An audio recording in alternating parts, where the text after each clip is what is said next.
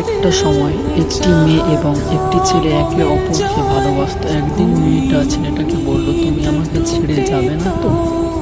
তখন ছেলেটা বলল, আমি কখনো তোমাকে ছেড়ে যাব না। কিন্তু তাদের সংসারে একদিন দারিদ্রতা নেমে আসে। তখন ছেলেটা মেয়েটাকে বলল, আমি তোমাকে সুখে রাখতে পারলাম না, তুমি সুখের আশায় চলে যাও। কথাটি শোনা মাত্র